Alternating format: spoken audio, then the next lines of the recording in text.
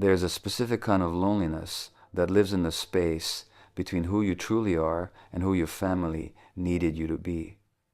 It is not the loneliness of physical isolation, but something far more intimate and bewildering.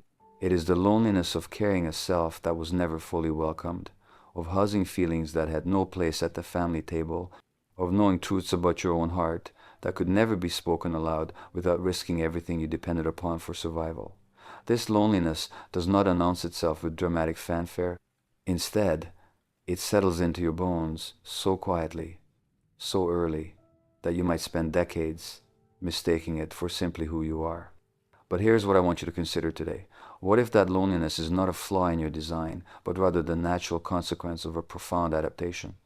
What if the very things that feel wrong about you are actually evidence of something deeply right, something authentically yours, trying desperately to survive in an environment that could not hold it? Today, we are going to explore one of the most challenging and least discussed aspects of emotional healing. The reality that your journey toward wholeness, toward authentic feeling, toward genuine self-expression, will inevitably challenge the unspoken rules that govern your family system. And this challenge, this disruption, often comes with a price that few people prepare us for. We rarely talk about how healing can feel like betrayal, how freedom can taste like guilt, how choosing yourself can look like abandonment to those who raised you. But if we are to move toward true emotional liberation, we must be willing to look directly at this tension, to hold it with compassion, and to understand why it exists in the first place. Let me begin by saying something that might feel uncomfortable. Every family operates according to a set of unspoken rules.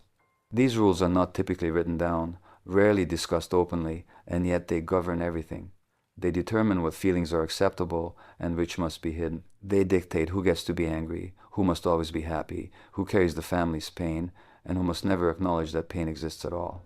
These rules decide what stories can be told and which truths must remain forever in shadow. They establish invisible boundaries around loyalty, around love, around what it means to belong. You learn these rules before you had language to name them. You absorb them through 1,000 subtle interactions, through what was celebrated and what was met with silence, through which of your emotions brought comfort to your caregivers and which brought tension or withdrawal. As a small child, completely dependent on your family for survival, you had no choice but to become a master interpreter of these unspoken regulations. Your very existence depended on it, and so you learned. You learned to shape yourself around the contours of what was acceptable. You learned to suppress the parts of yourself that created disruption. You learned to become what was needed, often at the cost of what was true. This is not a story of villains and victims. This is a story of survival, of adaptation, of the extraordinary lengths human beings will go to in order to maintain connection with those we depend upon.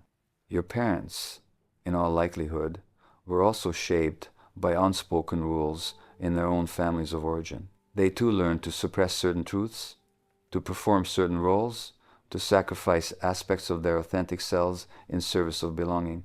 The rules that governed your family did not originate with your parents. They were inherited, passed down through generations like precious heirlooms, except these heirlooms were often forged in pain, shaped by trauma, and designed to prevent the kind of emotional exposure that once felt dangerous or unbearable. Here's what makes this so complex. These rules, however limiting, served a purpose. They created a sense of predictability in a world that often feels chaotic. They provided structure, a way of organizing family life, a method for managing anxiety and maintaining equilibrium. For your parents, these rules may have felt like protection, like wisdom accumulated through hard experience. They may have genuinely believed they were teaching you how to survive, how to avoid pain, how to navigate a world they experienced as threatening or overwhelming. But here's the difficulty. What keeps a family system stable is not always what allows individual members to thrive.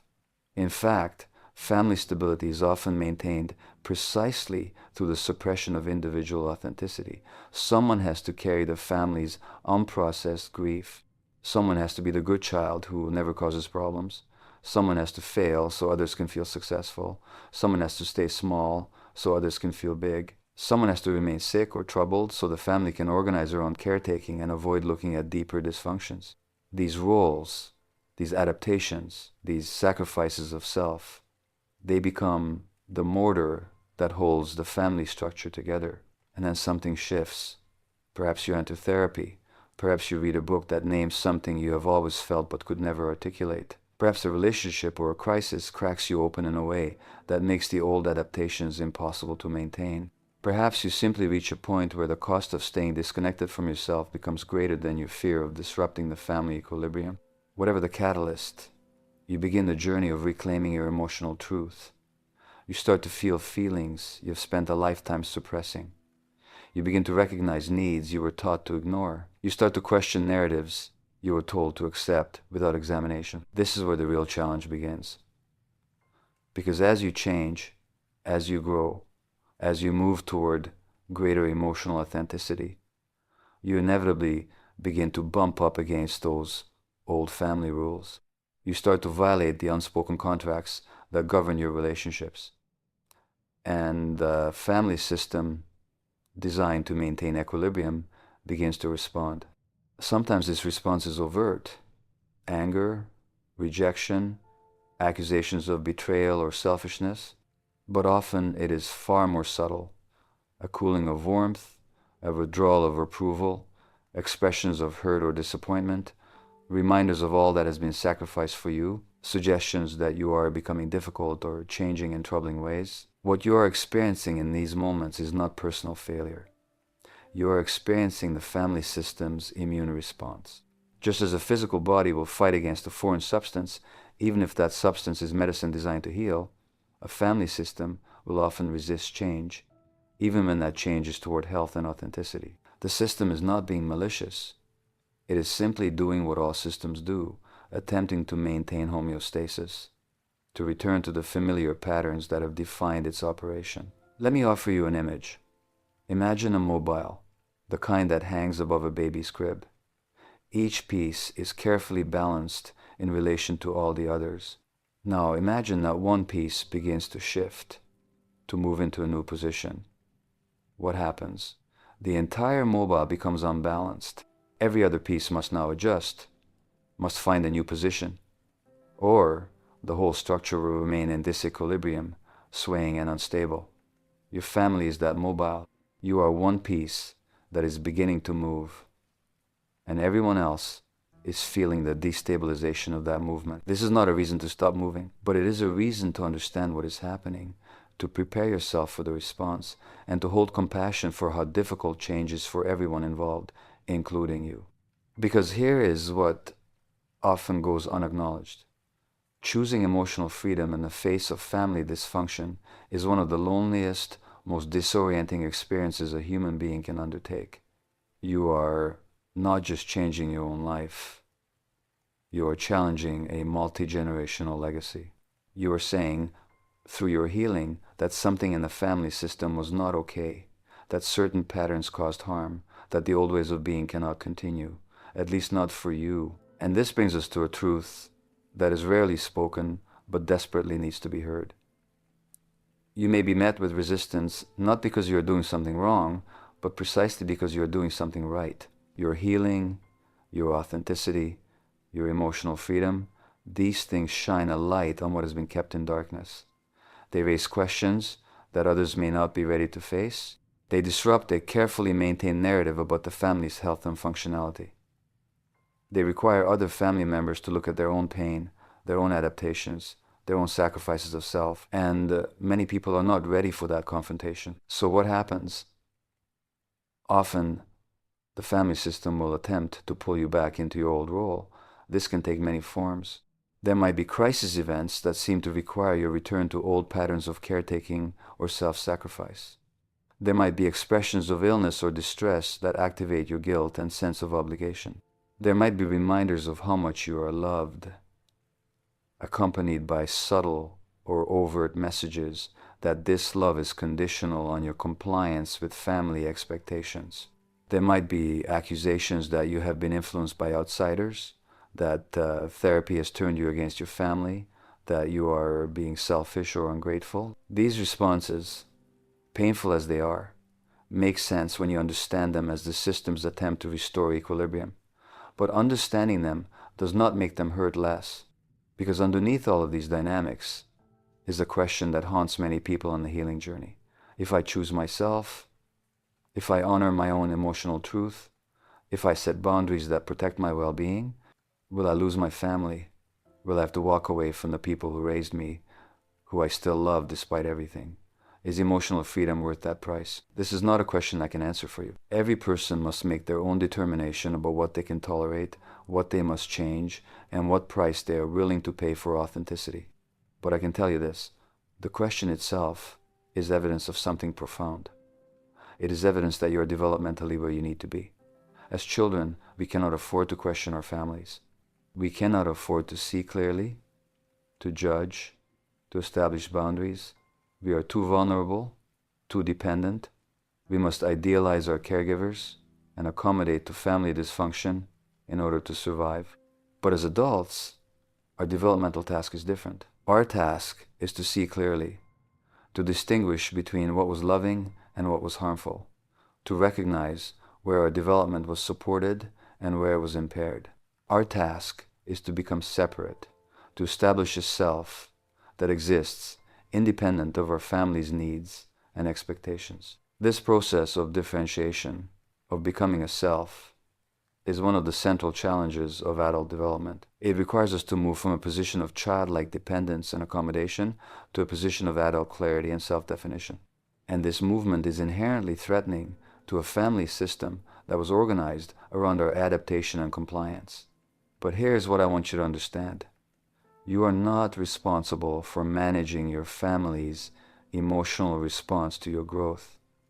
You are not responsible for making your healing convenient for others. You are not responsible for staying small so that others can remain comfortable. Let me say that again, because it is so important and so counter to what many of us were taught. You are not responsible for managing other people's emotional responses to your growth and healing. This does not mean you should be cruel or deliberately hurtful. It does not mean you cannot have compassion for how difficult your changes may be for others. But it does mean that you cannot make your healing contingent on your family's approval. You cannot wait for permission to become whole. You cannot sacrifice your emotional freedom on the altar of family comfort. If this message resonates with you, consider subscribing so we can walk this healing path together. Your journey toward emotional freedom matters, and you do not have to walk it alone. What makes this so challenging is that family love and family dysfunction often coexist. It is not that your family did not love you. It is that their love was constrained by their own unhealed wounds, their own limitations, their own unexamined patterns. They loved you to the extent they were capable of loving, given what they had learned about love, given what they believed about emotions and vulnerability and the nature of relationships. But love, however genuine, does not erase harm. Love does not make dysfunction healthy, and acknowledging harm does not negate love. This is one of the most difficult paradoxes for people to hold. I can love my family and recognize that the family system was harmful.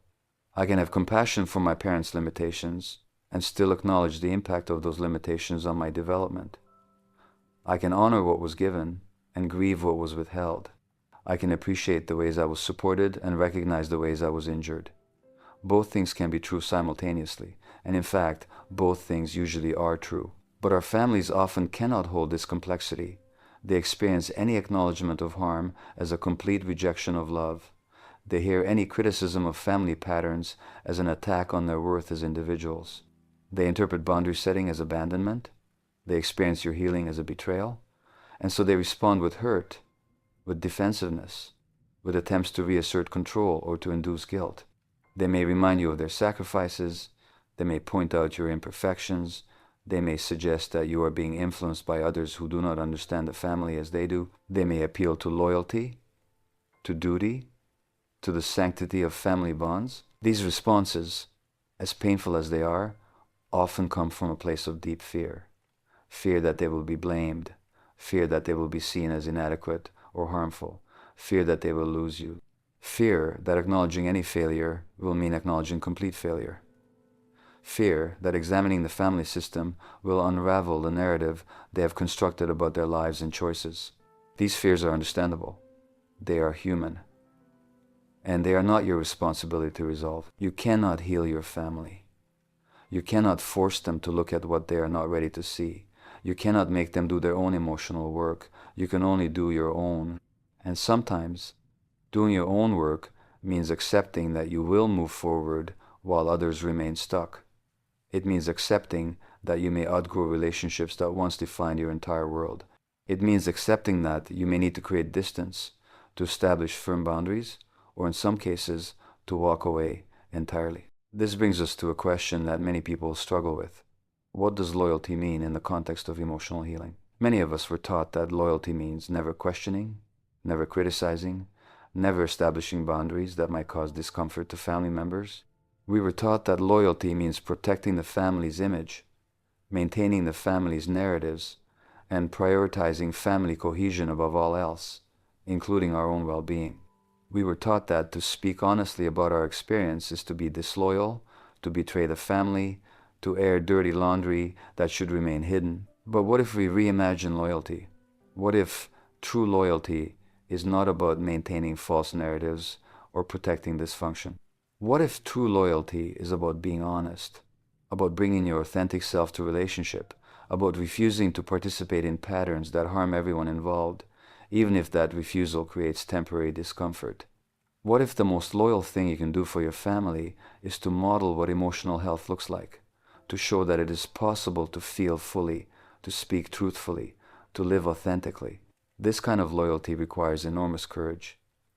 It requires you to tolerate being misunderstood, being judged, being temporarily cast as the problem. It requires you to trust that your healing, even when it disrupts family equilibrium, is ultimately in service of something larger than immediate comfort. It requires you to believe that truth, however painful, is a more solid ground than the quicksand of denial and suppression. Here's something that often surprises people. Sometimes, when you stop participating in dysfunctional family patterns, when you establish boundaries, when you insist on emotional honesty, something unexpected happens. Sometimes, not always, but sometimes, other family members begin to shift as well. Your modeling of health creates permission for others to examine their own adaptations. Your boundary setting demonstrates that it is possible to say no, to prioritize self-care, to insist on respect. Your emotional honesty opens space for others to begin speaking their own truths. Your healing becomes a gift, an invitation, a demonstration of possibility. But we cannot engage in our healing work with this outcome as the goal. We cannot make our well-being contingent on our family's response, because the truth is, many families do not shift. Many families remain committed to their patterns, their rules, their ways of being. Many families will choose comfort over growth, denial over truth, the familiar over the healthy. And you must be prepared for this possibility. You must do your healing work for yourself, because you deserve to live a life that is authentic and free, regardless of whether your family joins you on that journey. Let me speak directly to something that often remains unspoken. You may need to grieve the family you needed, but did not have. You may need to grieve the parents you deserved, but did not get. You may need to grieve the childhood you should have experienced, but was not available to you. This grief is not self-pity. It is not ingratitude. It is not weakness. This grief is necessary and sacred.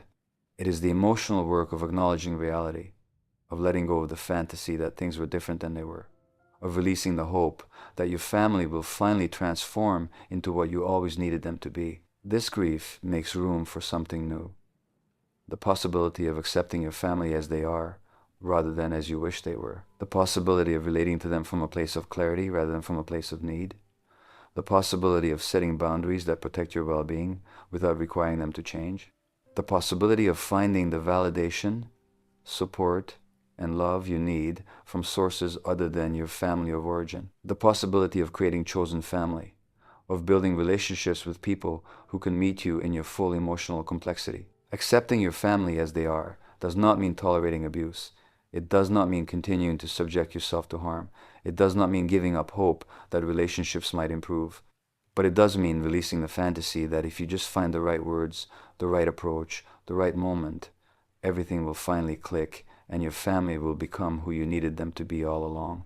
It means recognizing that their capacity is their capacity, their limitations are their limitations, and their journey is their journey, separate from yours. This acceptance is not resignation, it is liberation. It is the moment when you stop waiting for your family to give you permission to heal, to validate your experience, to acknowledge the truth of what you live through. It is the moment when you claim your authority over your own narrative, your own emotional reality, your own life.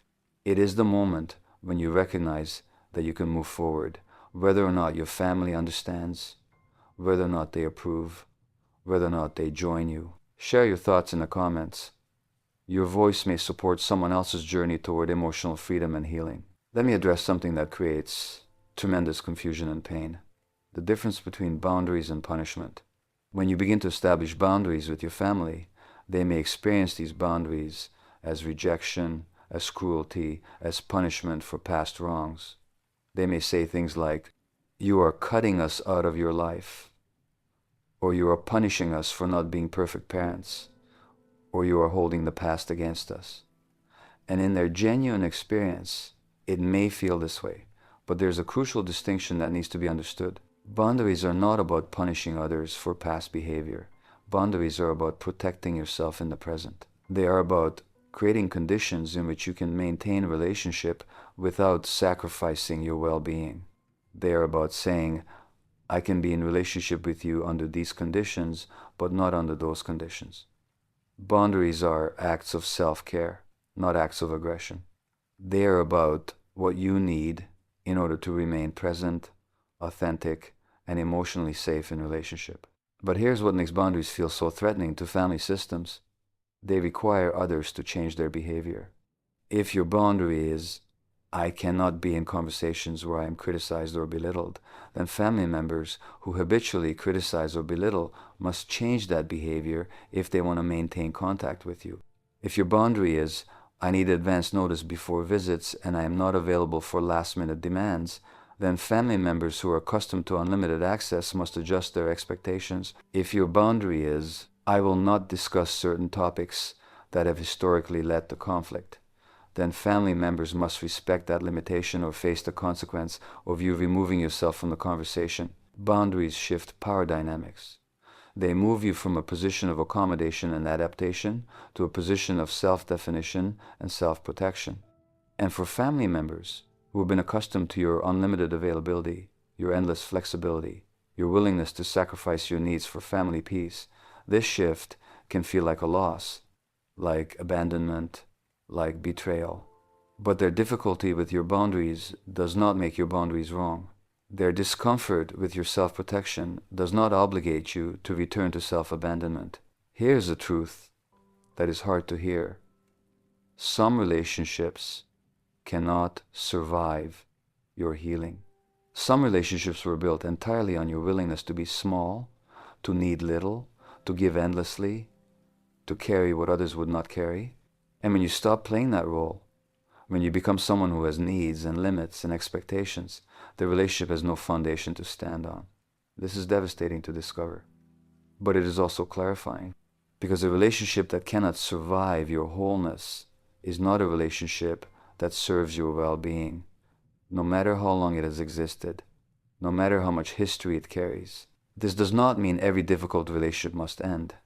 Many relationships can evolve, can adjust to new terms, can find a new equilibrium that honors both people's needs. But this evolution requires willingness on both sides. It requires the other person to recognize that the old patterns were not sustainable, to be willing to try something different, to tolerate the discomfort of change, and you cannot force this willingness.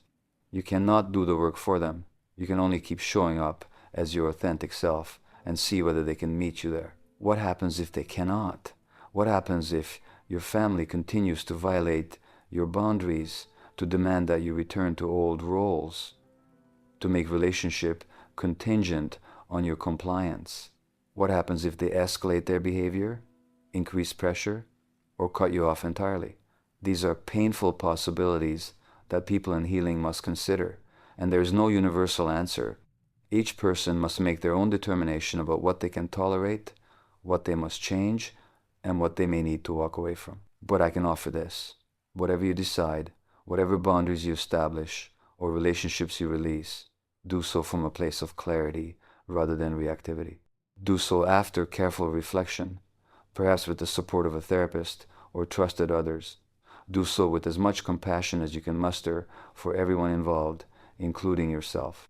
And do so with the understanding that you can always reassess, that doors that close can sometimes reopen, that relationships can sometimes heal over time, and that your decisions today do not have to be your decisions forever. What I want you to understand is that there is no perfect way to navigate this territory.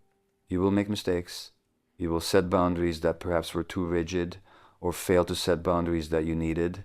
You will speak in moments when silence would have been wiser, and stay silent in moments when speaking was necessary. You will feel guilt, tremendous guilt, for the pain your growth causes others. You will question yourself constantly, wondering if you are being too harsh, too selfish, too demanding. You will doubt your perceptions, your memories, your right to ask for what you need. This is all part of the process. Healing is not a straight line. It is not a clean, comfortable journey from dysfunction to health. It is messy, confusing, full of setbacks and contradictions. It requires you to feel your way forward, to experiment, to learn from experience. It requires you to extend yourself compassion for the difficulty of what you are attempting. Because what you are attempting is truly one of the hardest things a human being can do. You are trying to become yourself in a family system that needed you to be someone else. Let me speak to the guilt, because the guilt is perhaps the most persistent and painful part of this journey. You will feel guilty for setting boundaries, for disappointing others, for changing the family dynamic, for no longer carrying what you used to carry. You will feel guilty for having needs, for speaking truthfully, for prioritizing your well-being. You will feel guilty for the pain your healing causes others, even when that pain is the natural consequence of disrupting unhealthy patterns. This guilt is not evidence that you are doing something wrong. This guilt is evidence of your deep conditioning, of the unspoken rules you internalized about loyalty and selflessness and what it means to be a good family member. This guilt is the voice of the adaptation, the part of you that learned long ago that your survival depended on making others comfortable, on prioritizing their needs above your own, on suppressing your authentic self in service of family cohesion. When you feel this guilt, I want you to get curious about it. I want you to ask, whose voice is this? What does this guilt believe about my worth, about my deservingness, about my right to have needs and boundaries? What would happen if I did not listen to this guilt? What would become possible if I could set it down, even for a moment? The guilt is information.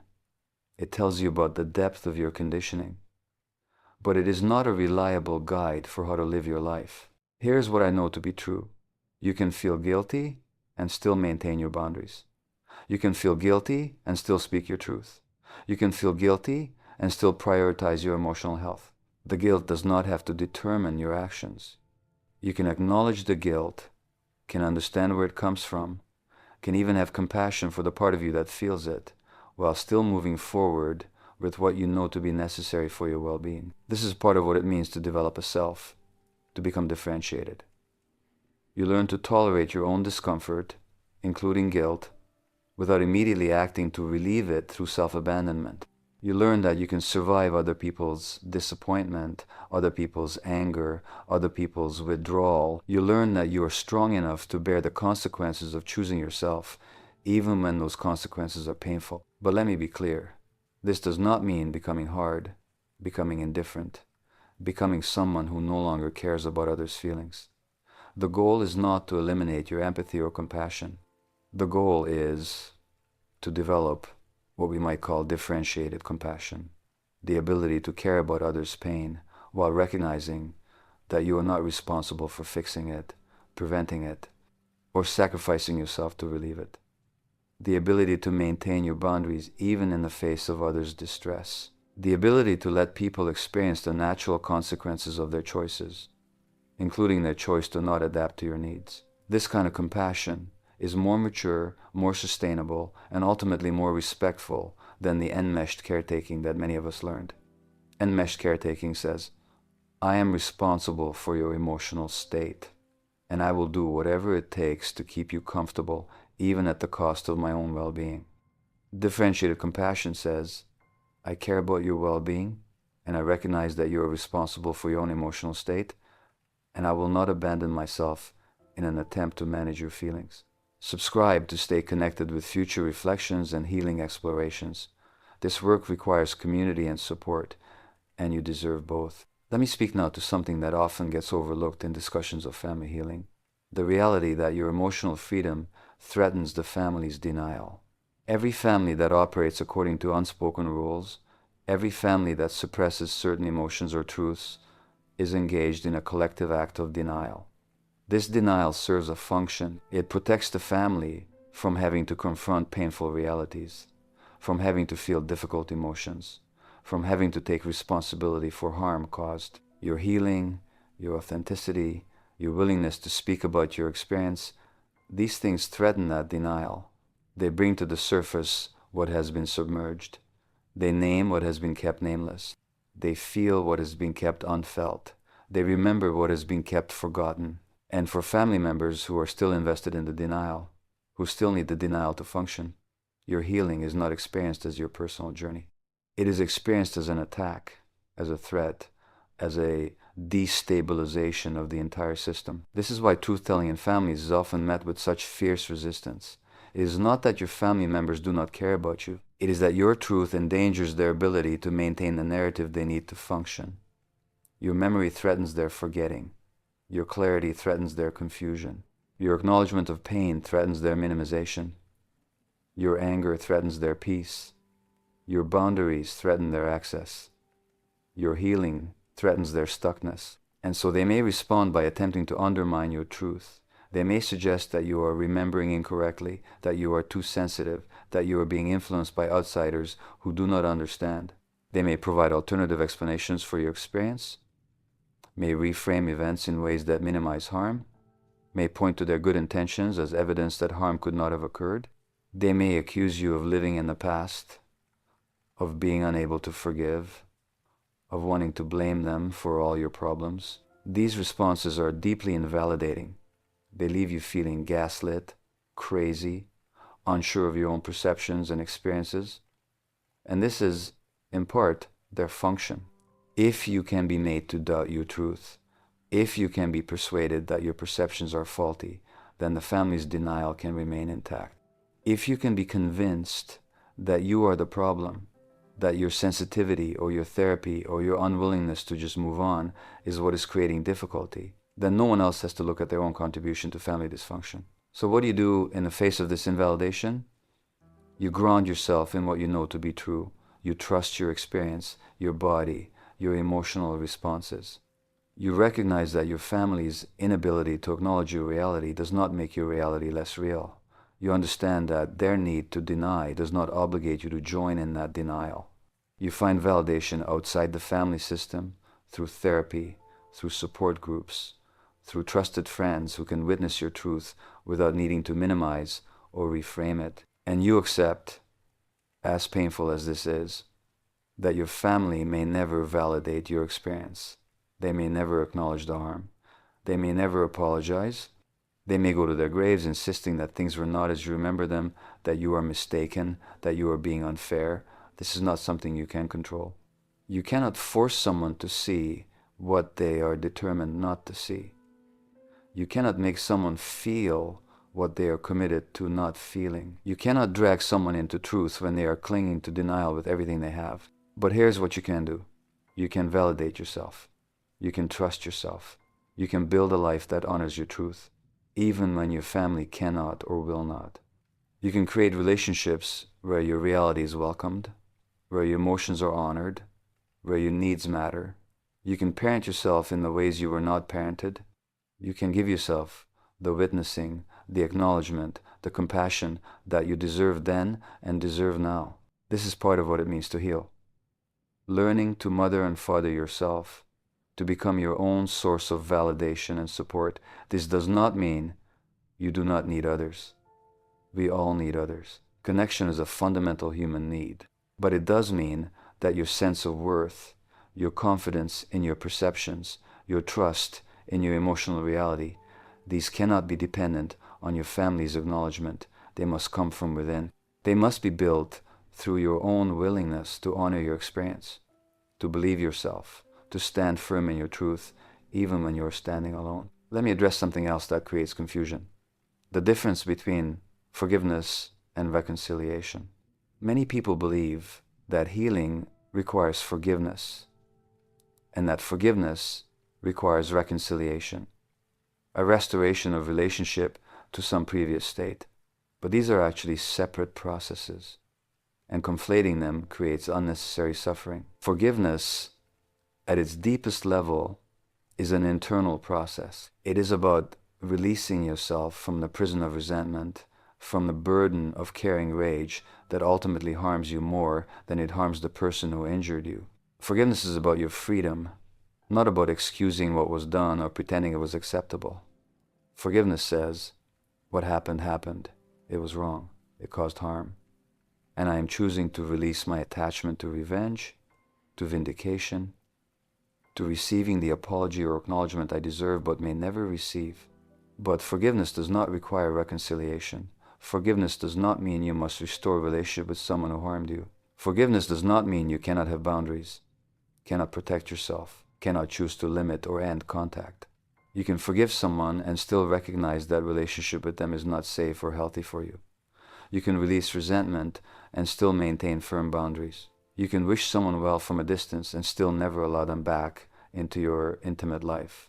Reconciliation, unlike forgiveness, is a relational process. It requires participation from both parties. It requires the person who caused harm to acknowledge that harm, to take responsibility, to demonstrate genuine change in behavior, to earn back trust through consistent, sustained effort over time. Reconciliation is not something you can do alone, and it is not something you owe anyone, regardless of their relationship to you. Many families pressure individuals to reconcile without requiring any of these conditions to be met. They suggest that forgiveness means pretending nothing happened, that love means accepting ongoing harm, that family loyalty means having no boundaries or limits. This is not reconciliation. This is a demand that you return to a dynamic that harmed you, that you suppress your needs and truth in order to make others comfortable. This is not something you should agree to. If you choose to pursue reconciliation with family members, do so with clear eyes and appropriate caution. Reconciliation is a process, not an event. It happens slowly, with many tests and adjustments along the way. It requires consistent evidence that the other person is willing and able to relate to you differently, to respect your boundaries, to take responsibility for their part in past harm. It requires that you maintain your boundaries throughout the process, that you protect yourself, that you do not sacrifice your well-being in service of relationship. And it requires that you remain willing to walk away if the conditions for healthy relationship are not met. This is perhaps the hardest part. Maintaining the boundary that says, I am open to relationship.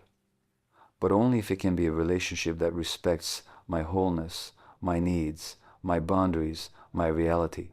If those conditions cannot be met, I will choose my well-being over relationship. This is not selfish. This is self-preservation. This is the foundation of emotional health. Here's something that brings great comfort to many people. You do not have to figure all of this out right now. You do not have to make permanent decisions about every relationship in your family today. You do not have to know exactly what boundaries you need or how you will enforce them. You can take this one step at a time, one interaction at a time, one boundary at a time. You can experiment, can adjust, can learn as you go. Healing is a process of becoming. You are not trying to arrive at some fixed endpoint where everything is resolved and you never struggle again. You are learning, growing, evolving. You are developing capacities you did not have before. The capacity to know what you feel, to trust your perceptions, to articulate your needs, to maintain boundaries, to tolerate others' disappointment, to choose yourself even when it is hard. These capacities develop over time, through practice, through failure and adjustment. Be patient with yourself. Be compassionate with your struggles, your setbacks, your moments of doubt. This is hard work, perhaps the hardest work you will ever do. And you are doing it, often without adequate support, often in the face of active resistance from the people you love most. That you are here, engaging with these ideas, considering these questions, attempting this journey, that is evidence of tremendous courage and strength. I want to speak directly to something that might be present for you as you listen to this. Fear. Fear that if you continue on this path of healing, of authenticity, of boundary setting, you will lose your family entirely. Fear that you will end up alone, disconnected, without the people who have been part of your life since birth. This fear is real and valid. The possibility of profound loss is real. I cannot promise you that your family will come along on this journey. I cannot promise you that relationships will survive your transformation. But I can tell you this, the loss of inauthentic connection, as painful as it is, makes room for authentic connection. The release of relationships built on your self-abandonment creates space for relationships built on mutual respect, reciprocity, and genuine seeing. The courage to risk loss in pursuit of wholeness often leads to the discovery of community you did not know existed, people who can meet you in your full complexity, who celebrate your growth rather than resist it, who honor your truth rather than deny it. You may lose some family relationships, at least temporarily, perhaps permanently. This is a real possibility and a real loss. But you will also gain something precious, yourself. You will gain the capacity to live authentically, to feel fully, to know what you know, to trust yourself. You will gain freedom from the exhausting work of maintaining a false self, of suppressing your truth, of contorting yourself to fit into spaces that were never designed to hold you. You will gain the possibility of joy, of genuine connection, of a life that feels like your own. Is this worth the price? Only you can answer that question. But I will say this, most people who have walked this path, who have chosen healing over family comfort, who have risked loss in pursuit of authenticity, most people do not regret that choice. They grieve what was lost. They feel the pain of disconnection. But they do not regret choosing themselves. They do not regret stepping into their truth. They do not regret the freedom that comes from living authentically, even when that freedom is costly. Let me offer you a different vision of family, one that might sustain you on this journey. Family does not have to be defined by blood. Family can be chosen. Family can be the people who show up for you consistently, who see you clearly, who honor your complexity. Family can be the friends who become closer than siblings, the therapist who provides the attunement you never received, the support group where your truth is welcomed, the partner who loves you in your wholeness. Family can be built, created, cultivated in soil more nourishing than the ground you were planted in. This does not mean you must abandon your family of origin. It means you are not limited to your family of origin. It means you can create a wider circle, a chosen family that supplements or replaces what was not available in your original family. It means you are not doomed to emotional isolation because your family cannot meet you where you are. It means there are people out there who will get you, who will celebrate you, who will love you, not despite your authenticity, but because of it. Finding these people, building this chosen family, it takes time and courage. It requires you to be vulnerable, to risk rejection, to show up as your authentic self and see who stays. It requires you to trust that there are people out there who will value what your family could not value, who will see what your family could not see. And it requires you to believe that you are worthy of that kind of love, that kind of acceptance, that kind of genuine connection. This belief, this faith in your own worthiness, it may be the hardest part of all. Because if you grew up in a family where love was conditional, where acceptance required self-abandonment, where you were valued for what you provided rather than for who you were, then you learned a deep lesson about your worth. I am only lovable when I am useful, when I am compliant, when I am what others need me to be. Unlearning this lesson, learning to believe that you are inherently worthy, that you deserve love simply because you exist. This is revolutionary work, and it is work that cannot be completed in isolation. You cannot think your way into believing in your worth. You must experience it. You must be in relationships where your worth is reflected back to you, where you are valued for your authentic self, where your needs matter, where your feelings are honored. You must accumulate experiences that contradict the old lesson, that teach a new truth. I am lovable as I am enough, I deserve care, respect, kindness. Not because I have earned it through perfect behavior, but simply because I am human and all humans deserve these things. This is where therapy can be so powerful. A good therapist provides an experience of being seen, being accepted, being valued in your wholeness. A good therapist holds space for all of you. Your pain, your anger, your grief, your joy, your confusion, your clarity, your darkness, your light. A good therapist does not need you to be different than you are. They meet you where you are and trust that you have within you everything you need to heal and grow. If you do not have access to therapy, look for other spaces where this kind of witnessing is available.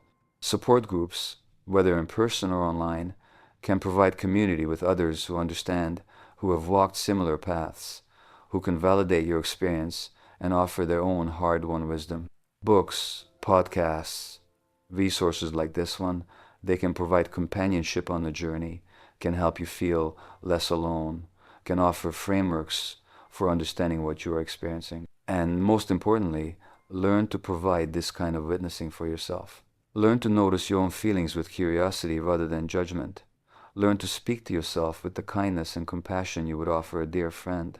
Learn to validate your own experience, to trust your own perceptions, to believe yourself. This is not selfishness. This is the foundation of emotional health. This is how you become your own secure base, your own source of safety and support. As we move toward the close of our time together, I want to acknowledge something.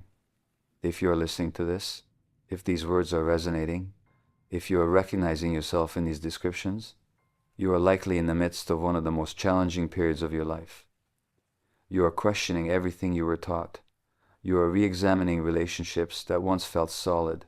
You are feeling emotions you have suppressed for decades. You are making changes that terrify you. You are grieving losses that few people understand. You are building a self in the ruins of your adaptation. This is sacred work. This is brave work.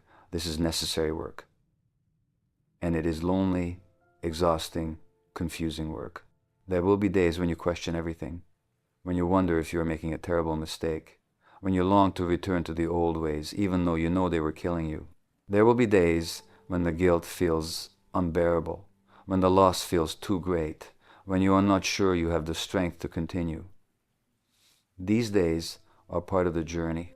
They do not mean you are on the wrong path.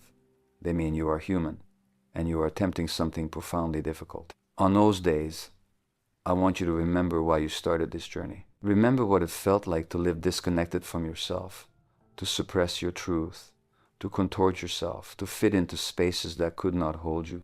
Remember the cost of inauthenticity, the exhaustion of maintaining a false self, the loneliness of never being truly known. Remember that you deserve more. You deserve to live a life that is yours, that reflects your values, your needs, your truth.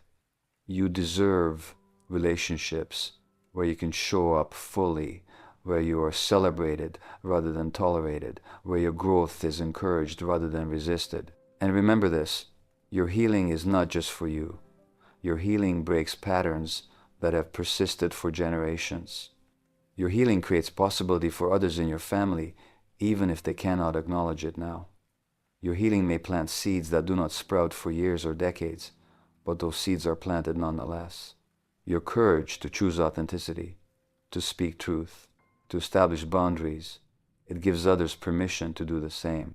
Your willingness to feel, to grieve, to rage, to heal, it cracks open what has been sealed shut. You are doing family work, generational work, even when you are doing it alone. This does not mean you are responsible for healing your entire family system. This does not mean you must stay in relationship to prove a point or model health for others who are not ready to receive it. But it does mean that your healing matters beyond yourself. It has ripple effects you cannot fully see or measure. It shifts energy, creates openings, changes what is possible. And sometimes, years later, you discover that your choice to heal gave someone else permission to begin their own journey. You discover that your boundaries taught someone else that they too could say no. You discover that your truth-telling opened the door for someone else to speak what they had kept silent. But even if none of that happens, even if your healing only benefits you, that is enough. You are enough reason to heal. Your freedom, your authenticity, your wholeness, these are worthwhile pursuits in and of themselves. You do not need to justify your healing by pointing to how it helps others. You are allowed to choose yourself simply because you are worthy of being chosen. As we close, I want to leave you with this. The journey toward emotional freedom is not about becoming perfect. It is not about never feeling guilty, never struggling, never making mistakes. It is about becoming real. It is about inhabiting your life fully, feeling your feelings deeply, knowing what you know, trusting yourself. It is about building a life that reflects your authentic self rather than your adaptation. It is about creating relationships where you can be seen and loved in your wholeness rather than being valued for your usefulness or your compliance. This journey asks everything of you. It asks you to risk what feels most precious: belonging, connection, love. It asks you to trust that there's something on the other side of that risk that is worth the cost. It asks you to believe in your worth even when everyone around you suggests you are being selfish or difficult or wrong. It asks you to tolerate discomfort, uncertainty, loneliness, grief. It asks you to become the parent to yourself that you needed but did not have. It asks you to hold yourself with tenderness even when you feel most unworthy. But here is what this journey offers in return: freedom. The freedom to be yourself without apology. The freedom to feel what you feel without shame. The freedom to need what you need without guilt. The freedom to choose relationships that nourish you rather than deplete you. The freedom to live a life that is yours, that reflects your deepest values and truths, that honors your unique path. This freedom is not easy, but it is worth fighting for. It is worth the risk, the loss, the struggle, because a life lived authentically, a life where you are connected to yourself and to others who can truly see you, this is what you were born for. Your emotional freedom does challenge family rules. It disrupts patterns, violates expectations, threatens equilibrium. And this challenge is not a sign that you're doing something wrong. It is evidence that you are doing something profoundly right. You are claiming your birthright. The right to exist as yourself, the right to feel fully, the right to live authentically. This is your journey. No one can walk it for you. No one can give you permission. You must claim it yourself. And so I want to honor you wherever you are on this path. Whether you are just beginning to question, just starting to feel, just considering the possibility that something in your family system was not okay. Whether you are in the thick of it, setting boundaries, grieving losses, struggling with guilt, feeling your way forward through confusion. Whether you are further along, building chosen family, living more authentically, still navigating relationship with family of origin, but from a place of greater clarity and strength. Wherever you are, whatever struggles you face, whatever questions you carry, you are not alone. This path has been walked by many before you, and we are here, holding space for your journey, believing in your capacity to heal, trusting that you will find your way forward. Subscribe so we can continue this healing journey together. Your transformation matters. Your freedom matters. You matter. Not because of what you do or provide or achieve, but simply because you exist. Remember that. Return to that truth when everything else feels uncertain. You exist. You are here. You are worthy. And your journey toward wholeness, toward authenticity, toward emotional freedom, this journey is sacred. It is brave. It is necessary. And it is yours to claim. May you find the courage to keep walking forward. May you find the support you need along the way. May you learn to trust yourself, to believe yourself, to honor yourself. May you build a life that reflects your truth. May you know the freedom that comes from living authentically. May you find your people, your chosen family, your community of support and witnessing. May you be gentle with yourself in the struggles. May you celebrate yourself in the victories. May you remember, always, that you are worthy of love, of care, of respect, of freedom. Your healing matters. Your truth matters. You matter. Walk forward with courage. You are not alone.